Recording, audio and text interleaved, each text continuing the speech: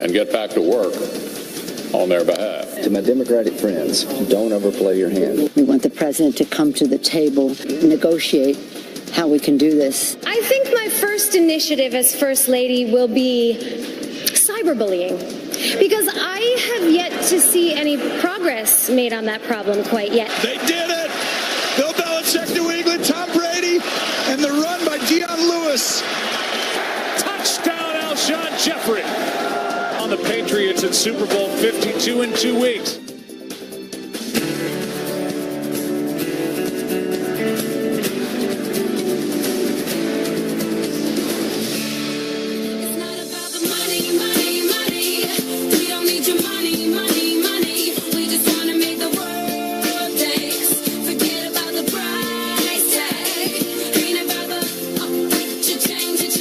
Good morning. You made it to another Monday. Hopefully you had a great weekend, and we appreciate you joining us here on Fox and Friends First to begin your week. It's going to be a great Monday. Let's make it a great one. I'm Heather Childers. Let's begin with that Fox News alert for you. There are a lot of work being done all weekend long. Day 3 of the government shutdown. Here's a live look at Capitol Hill, where just hours from now, senators from both sides of the aisle will huddle with hopes of getting 60 votes to pass a spending bill. Doug Luzader joins us now live from Washington, D.C. with what we can expect. Good morning, Doug. Heather, good morning. Well, at least our lights are still on this morning. We will see this procedural vote, we think, in the Senate later on today. And this is an effort by Republicans to break this Democratic filibuster. Senate Majority Leader Mitch McConnell says that has to happen first. When the Democrat filibuster of the government funding bill ends, when it comes to an end, the serious bipartisan negotiations that have been going on for months now to resolve our unfinished business, military spending, disaster relief, health care, immigration, and border security will continue. But if that vote fails, at least part of the federal government will remain shut down, and Democrats are holding their ground and holding out for a deal on DACA, those protections for illegal immigrants who came to the country as children. We've had several conversations. Talks will continue, but we have yet to reach an agreement on a path forward that would be acceptable for both sides. For that reason, I object. The president, meantime, calling for the nuclear option on Twitter. Here's what he wrote yesterday. Great to see how hard Republicans are fighting for our military and safety at the border. The Dems just want illegal immigrants to pour into our nation unchecked. If stalemate continues, Republicans should go to 51%, the nuclear option, and vote on real long-term budget. No CRs, no continuing resolutions. So that's the president really urging a change in the Senate filibuster rules. Seems unlikely to happen, but we think we will hear more from the president later today. He has an event scheduled at the White House to talk about school choice and tax cuts, and the shutdown, Heather, is very likely to come up. All right, it continues, and like you said, those lights need to be on in D.C. because they have work to do. Thank you very much. Thanks. Well, President Trump is not backing down on the border wall, and conservative columnist Ann Coulter says that he might be the only one. She's calling the stalemate in the Senate proof that lawmakers on both sides of the aisle are committed to standing in the president's way. The fix is in. The donors control our government. For Mitch McConnell, Republican majority leader, to act as if his hands are tied, no, he ought to say there's a majority vote to pass something. The Constitution specifies, I think there are 5 times when you need a supermajority vote to override a president's veto, to go to war, that sort of thing for a constitutional amendment. So unless it's one of those 5 circumstances, it ought to be 51 votes. Even if you're going to have this ridiculous minority rules Senate, at least make them filibuster. They just say, oh, we have an intent to filibuster. If Mitch McConnell wanted to fund the government, he could do it. But I think the fix is in, and they all want to force Donald Trump's hand to do the exact same thing that he was elected to prevent, which is to pass an amnesty and not build a wall. And the shutdown battle took a turn over the weekend when Democratic Congressman and fierce anti-Trumper Luis Gutierrez indicated that he's ready to break the party line. If that's what it's going to take 800,000 young men and women and give them a chance to live freely and openly, then I'll roll up my sleeves. I'll go down there with bricks and mortar and begin to walk. Because, So is this the first indication that Democrats are ready to make a deal with Republicans? Our political panel on deck to debate it in our next half hour, so stay tuned for that. And some explosive new messages revealing a shocking plot behind the Clinton email probe. And as more anti-Trump texts are turned over, others are apparently missing. Oh, Kelly Wright joins us now live from D.C. with some new details on the mystery. Good morning, Kelly. Heather, good morning to you as well. It's important to note here that Special Counsel Robert Mueller assigned Peter Strzok to another department after he found out about his actions. Nevertheless, this new batch of text messages contains some shocking revelations involving the FBI's handling of its investigation into Hillary Clinton's email Between server. 1993 and 2001, Washington was engulfed by an endless series of scandals involving the presidency of William Jefferson Clinton. That FBI agent Peter Strzok and FBI allegations lawyer of Lisa suspicious Page land deals, knew then presidential mysterious candidate Hillary deaths, Clinton would not face any sexual charges even misconduct. before she was interviewed by the FBI. Another text exchange, Page reveals to Strzok that then Attorney General Loretta Lynch knew in advance about then former FBI Director James Comey's plan to exonerate Hillary Clinton. The two texting each other on July 1st, 2016, stating this.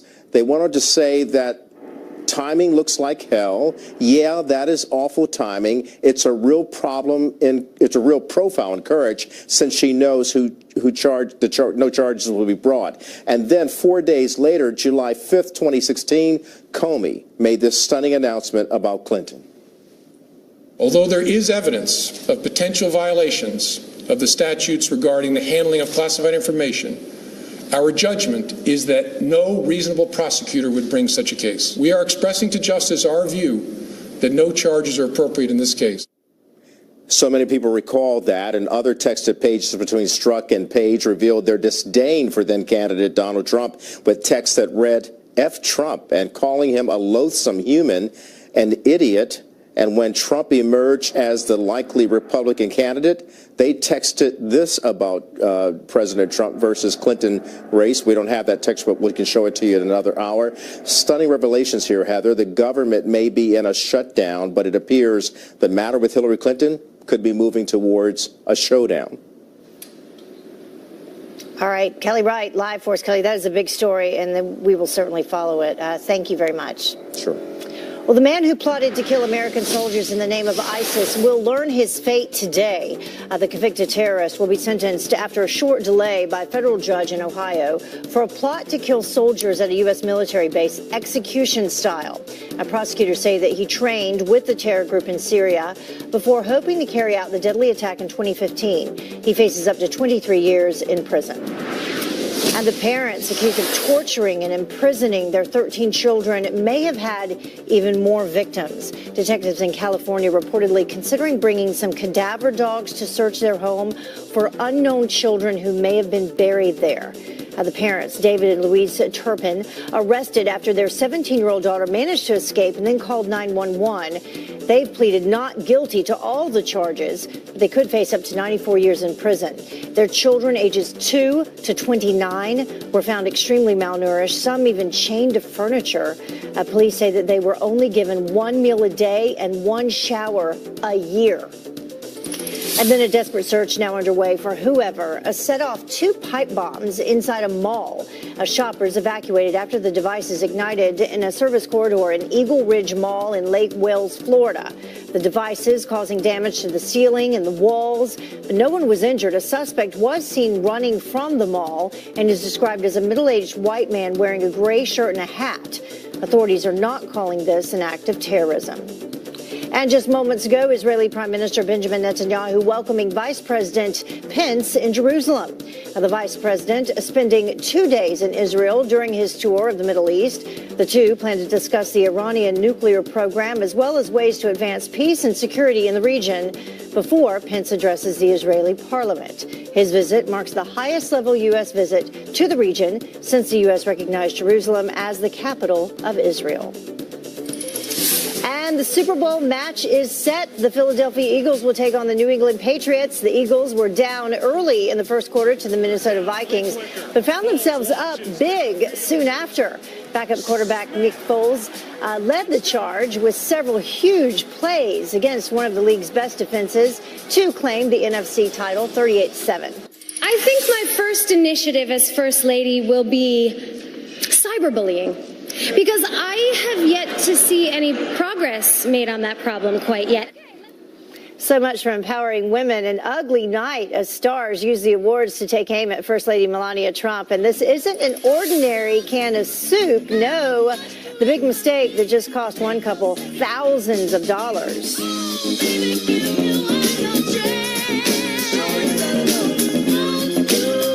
Well, if you say who gets fired, it always has to be the top. I mean, problems start from the top, and they have to get solved from the top, and the president's the leader, and he's got to get everybody in a room, and he's got to lead, and he doesn't do that. He doesn't like doing that. That's not his strength.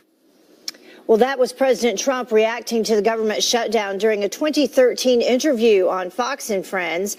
Flash forward to today. The president critics are in the media, and they're now turning those comments into a full-fledged attack. Listen. January 20th, 2017, he was named president of the United States.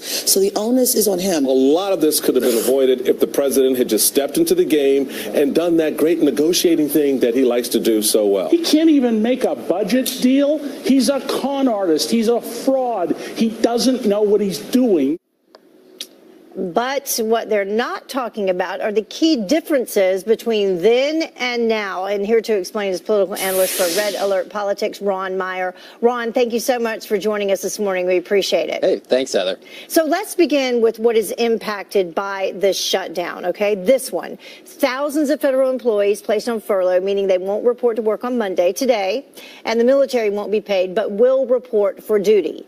Now, here's what's not impacted by the shutdown. Post offices not impacted. Social Security checks still in the mail. National parks remain open, most of them. Airports stay open, most of them, or they actually all stay open. So the difference between 2013 and now, and can you really make that comparison that the media is going so crazy over? Well, certainly President Trump is making this shutdown a lot easier than President Obama did. President Obama wanted to inflict the maximum amount of pain because he thought Republicans would be blamed.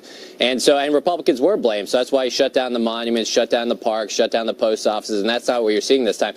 But the biggest difference is that how can you say President Trump isn't leading when he's given the Democrats literally all they wanted on this CR?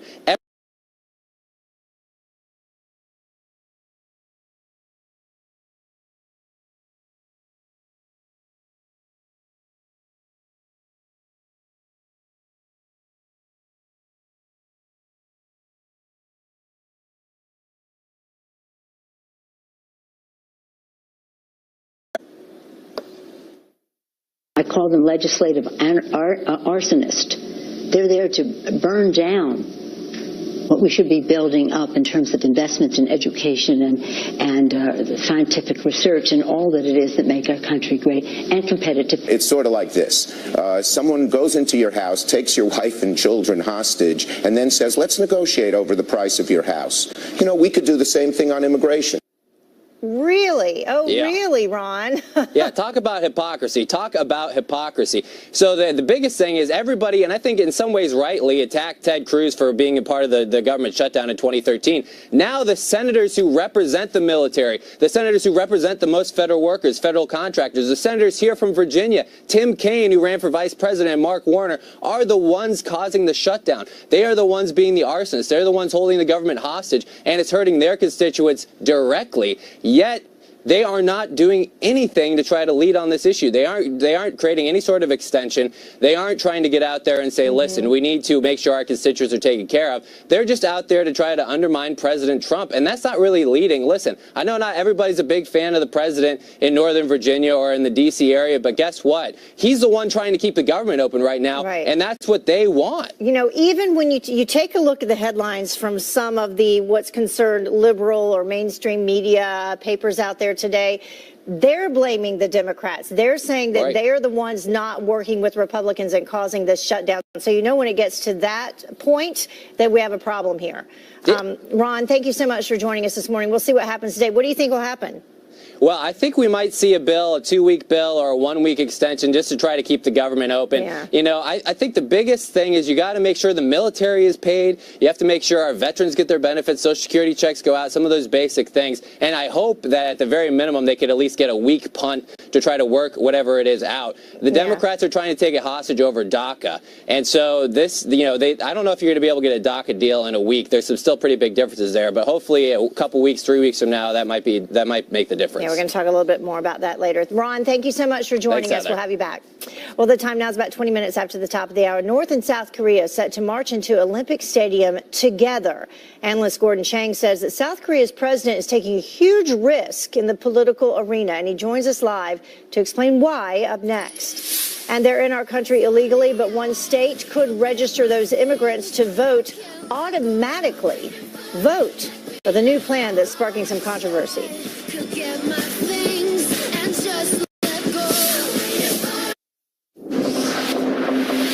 Welcome back. Hundreds running for cover at an amusement park as Tokyo holds their first missile attack drill.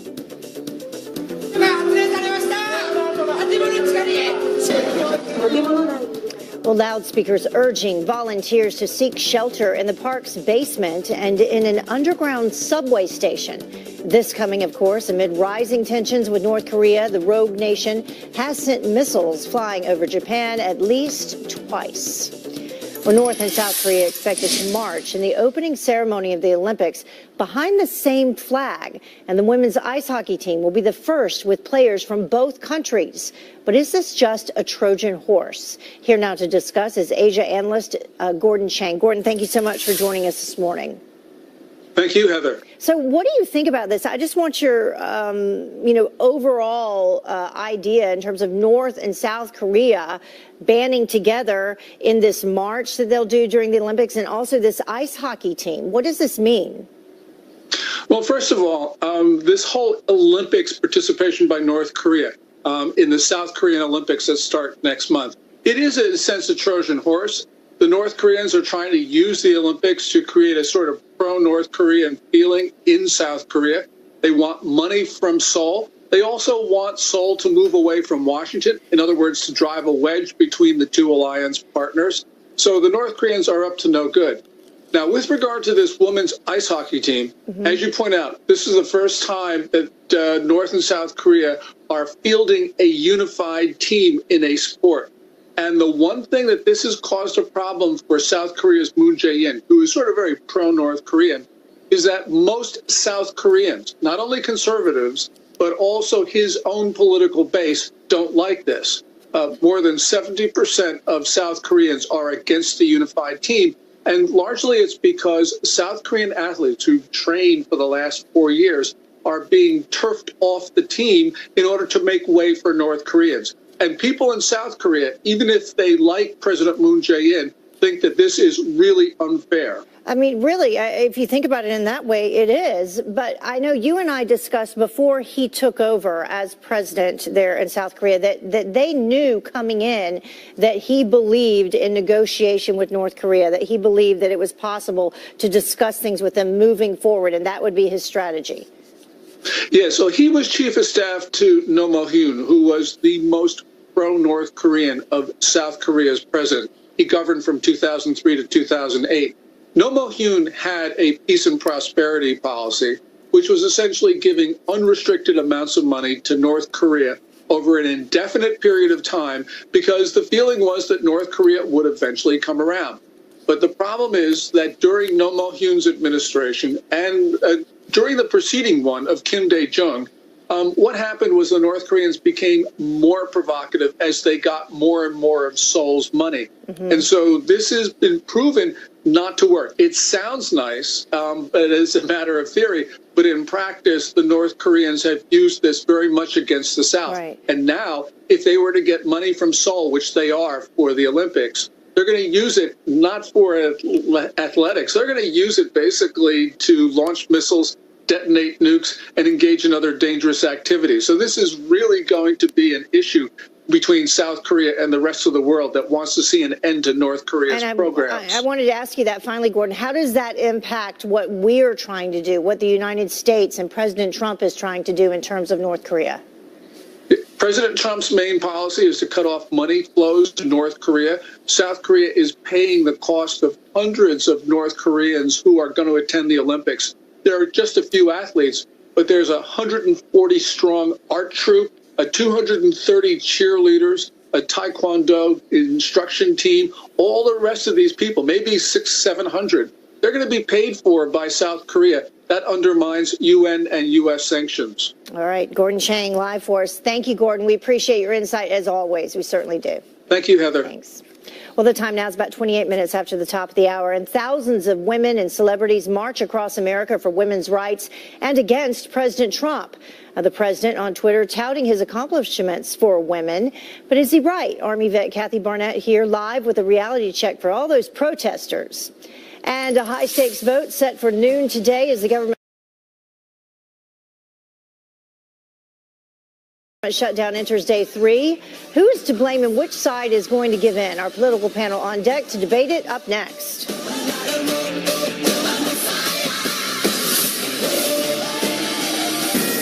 And we are back with a Fox News alert for you. The Kabul Hotel 17-hour bloodbath may have been an insider attack. Authorities say that Taliban fighters got in through a VIP-only access gate reserved for government officials and high-ranking diplomats. The door not only requires pre-clearance, but also additional scans and checkpoints. At least 18 people, including 14 foreigners, were killed in the massacre. And friction between Capitol Hill and the FBI is intensifying. The agency has not been allowed to see the controversial memo alleging government surveillance abuse. That is according to the Daily Beast. The highly classified report outlines concerns that the FBI and the Justice Department used FISA inappropriately to snoop on the Trump campaign. Well, GOP Congressman Dave Joyce says that the American people are one step closer to seeing that memo, and he will join Fox and Friends live later this morning to discuss the push for its release. And a woman falls to her death dropping 2 stories off the balcony of a cruise ship. It happened on the Carnival Elation during a 4-day cruise from Jacksonville, Florida to the Bahamas. Her identity is still unknown. This marking the 2nd death on a Carnival cruise ship in just the past year. And a charity promising to take care of families of our fallen soldiers killed fighting for our freedom during the government shutdown. The Fisher House Foundation promising to pay $100,000 in benefits within days of a military death. Vice President Mike Pence also standing up for our American heroes, railing Democrats for hurting our troops during a speech at a U.S. airbase near the Syrian border. A minority in the Senate has decided to play politics with military pay. We're going to demand that they reopen the government. In fact, we're not going to reopen negotiations on illegal immigration until they reopen the government and give you, our soldiers, and your families the benefits and wages you've earned. All military service members still have to report for duty, but can't be paid for any work after Saturday's shutdown. And the government shutdown officially entering its first full work day. A live look at Capitol Hill, where the lights better be on, because there's a lot of work to be done. In just a few hours, Congress will return and try to get everything back open. Democrats refusing to come to the table for a vote overnight. So what can we expect today? Here to weigh in, our panel, former GOP Congresswoman Dr. Nan Hayworth and Democratic strategist Chuck Rocha. Thank you both for joining us. Good morning. Pleasure. Thank you, Heather. So, Nan, I'll start with you. A lot of work needs to be done. What do you think will happen today? There's a vote at noon. Well, the Democrats are cynically counting on political benefit for this shutdown, which is unfortunately the only reason they're doing it. There is no need to do this, Heather. Everything in the continuing resolution is spending that they've approved or measures that they've approved, including delaying some Obamacare taxes. So the only reason they're doing this is to cause political turmoil that they think will help them. So they better get to the negotiating table today very seriously, because the docket deadline isn't here yet, and the government does have to pay our troops. Yeah, and Chuck, the docket deadline, as we know, is not until March, and it does appear, as we've been discussing, that the Democrats have received everything they want in this continuing resolution. Even CHIP is included in it. They wanted that. So what's their problem? I think there's just a stalemate between them and the White House. The White House said what we need is a good shutdown. The Republicans brought us a good shutdown, and so here we are today. I think they need to come to the table and take up the Democratic. First thing they need to do this morning is what Claire McCaskill did on Friday, was to bring a resolution that said, let's pay our military, that the Republicans even refused to hear. That's crazy. We should be taking care of our military. So you blame the Republicans. You think that it's the Republicans' responsibility for the shutdown? American people are smart enough to know the Democrats don't control anything in Washington, D.C., and this is not our shutdown. We passed a tax bill with 51 votes. All the clearance here, the clearance there. The Republicans have absolute control of this. Nan? Chuck, as you know very, very well, the Republicans don't have a governing majority in the Senate. A governing majority in the Senate is 60 votes. They get to pass one bill a year, basically, with 51 votes, and they did that last year. They need to pass a budget. I frankly agree with the president. I would bust the filibuster that requires this 60 vote threshold and make it 51 votes so that we can get things moving, because it's the Democrats who are holding things up. Man, you can go out and tell all the American people about procedural responses in the Senate, but what they know is Republicans won a lot of elections now, and they're in control, and our government is shut down. You know what I can tell you? I think that people are getting tired of both sides pointing the finger at the other side, and then in the meantime, nothing's getting done. So ultimately, who's going to pay the price for this down the road, Chuck? You know, that's a good question. I don't really do policy, and Nan and you would understand because of how I talk. I don't do policy, but I do run campaigns. And when I run campaigns, it's going to be either one. Now, we got to blame the Republicans last time, and we got it, but then they won back seats in the Senate. Who knows how long it lasts is the real key here. And how much people really hurt, I think, is the key. Yeah, and Nan, that's a good way to end it. How long do you think this will last? Well, I think both sides have reason to get this resolved very quickly, Heather. And I agree with Chuck that, the politics can go either way. But the president is the one who can make the strongest argument for Chip, for our troops. He is doing so. And I am confident that the American public knows his heart is with them. Yeah. All right. Chuck, Nan, thank you both for joining us. Morning. Appreciate it. Chuck, I think you're great with policy and campaigns. So we'll leave it there. Thank you. We'll see what happens today. Well, the Screen Actors Guild Awards turning political in the first few minutes. First Lady Melania Trump getting roasted by host Kristen Bell. There has never been a host for this award show before. Yeah, it's the first time, first person, first lady. I think my first initiative as first lady will be cyberbullying, because I have yet to see any progress made on that problem quite yet. And I'm looking. Well, the show also putting the Me Too movement in the spotlight, featuring an all-women version of the traditional I'm an Actor segment, with Tracy Ellis Ross saying that she uses her position to promote equality. Among some of the top winners, 3 billboards outside Ebbing, Missouri won Best Motion Picture Cast, and This Is Us won Best Drama Series Cast. And we want to know what you thought of the SAG Awards. If you saw it, leave your thoughts on our Facebook, Twitter, and Instagram pages, or send us an email. Now, you know how President Trump feels about protecting the border, right? We are building a wall on the southern border, which is absolutely necessary. Build that wall. Build that wall. We have the shocking new numbers that prove the wall is more important than ever. Plus, the dangerous Tide Pod challenge takes a sickening turn. The college student now hospitalized by the social media stunt. And grab your groceries without any money or waiting in line. We'll take you inside Amazon's Store of the Future that is opening today.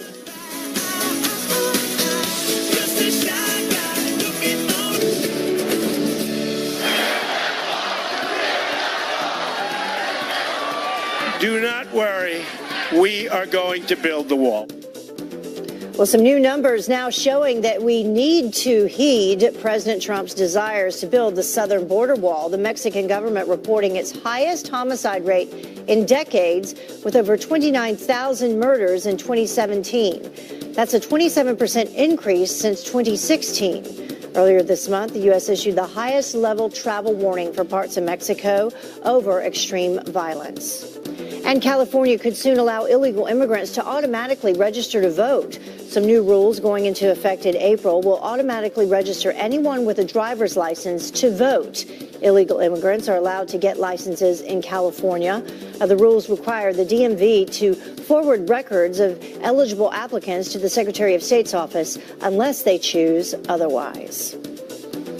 And now to the Fox Business Alert for you. Grab your milk and go. Amazon's new store opening today with no money and no lines. Tracy Carrasco from our sister network Fox Business here with how the checkout-free convenience store actually works. Good morning, Tracy. Good morning, Heather. Yes, Amazon is once again changing the way that people shop. So this new store in Seattle called Amazon Go opening up today. You just go in, you scan the app when you enter, and then you just start shopping and you can walk out. As you said, there are no lines, no cashiers. You just walk out with whatever you're buying. So there are sensors and there are cameras everywhere that are they're tracking what you buy.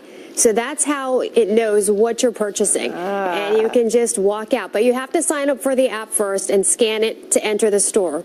So that links all of your payment information there. But no lines. That's pretty cool. Tracking what you buy so then they can send you advertisements and things like that. Well, maybe. yeah. I don't know. We'll see if that happens. Delta adding some requirements for service animals? So it's going to be a little harder if you are flying with your emotional support animal or your service animal on Delta. So they've had a lot of incidents recently. Since 2016, the complaints have more than doubled, and more people are flying with their pets in the cabins. So you're now going to have to show your animal's health or vaccinations before you fly starting on March 1st. And you're also going to have to sign a statement vouching that your animal can behave. So all of these changes coming into effect very soon. Well, that makes sense. Yeah, I'm surprised they didn't do that before. Yeah, more people are flying with their animals, so they've had to change. Yeah, okay, something that we've had before, it's coming back, Peeps Oreos. Yes, so Peeps Oreos starting to appear on shelves, but they've got to change this year. So last year they came out with the golden cookie and the pink marshmallow Peeps cream. This year they've got the chocolate cookie and a lavender Peeps marshmallow cream. So those are starting to appear on shelves now. Look pretty good. I'd give them a shot. I don't understand. Does it look like the Oreo or does it look like the Peep? Oreo. No, it looks like an Oreo. So the center is like a Peep flavor. So it's the Oreo with a Peep smashed in between. There you go. That's exactly it. Thank you so much, Tracy. Appreciate it. Thanks, Heather. Well, the women's marches around the country turning into a big anti-Trump rally. His bigotry and his sexism, his Muslim ban, his bragging about assault. So is it a hate Trump march or is it a pro-women march? For me, I would say 50-50. But do they actually know what the president has done to help women and our military? Army vet Kathy Barnett here with a reality check up next.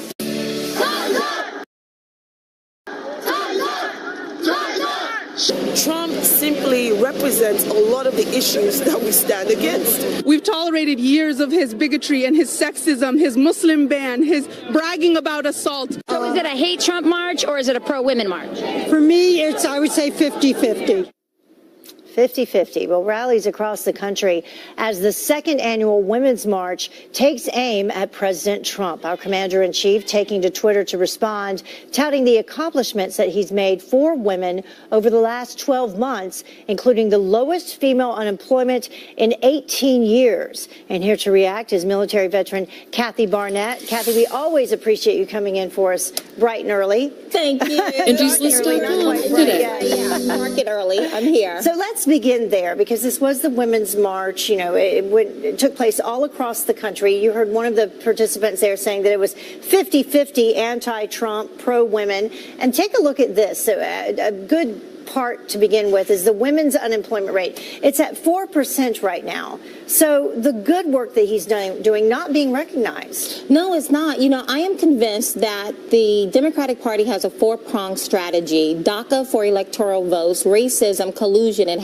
#resist. Mm-hmm. And that is what we saw on full display this weekend at the Women's March. And that is all they have moving into 2018 midterm elections. And it's the very reason why I asked myself, after a year of this president, can I be a pro-Trump and a good person? Because if you close your eyes and just listen to the rhetoric all around us, you would think you're back in civil rights movement days. But this is not 1950, nor is it 1850 before the Emancipation Proclamation. So as an avid Trump supporter, I wanted to know, how has this president benefited the community that I'm a part of? Yeah. As a black woman, as a mother, as a veteran. And I came to the conclusion that after looking beyond his tweets, looking at his policies, I can be pro-Trump and a good person. Yeah, unfortunately, though, people take a look at these tweets and they don't get onto, statistics like what we just had, the women's unemployment rate, 4%, a 17-year low. A 17-year low, but also African-American unemployment rate at a 45-year low. Yeah, and we could take a look at that as well. At 6.8%. That's the equivalent of 480,000 jobs. That's not a moot point. That's a real statistic of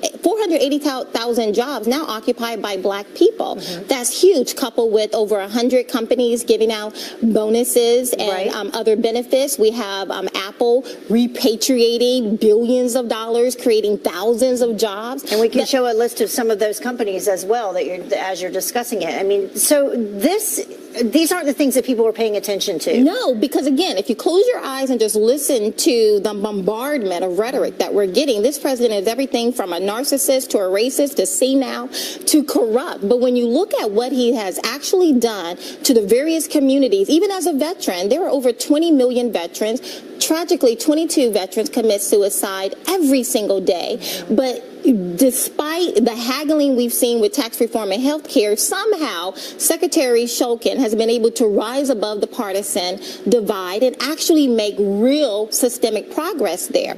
Even the national security. As a mother, national security is just as important to me as making sure I lock every single door before I go to bed at night. So who do you blame for the message not getting out there in terms of the unemployment figures for both women and African Americans and in terms of the military and the things that are being done?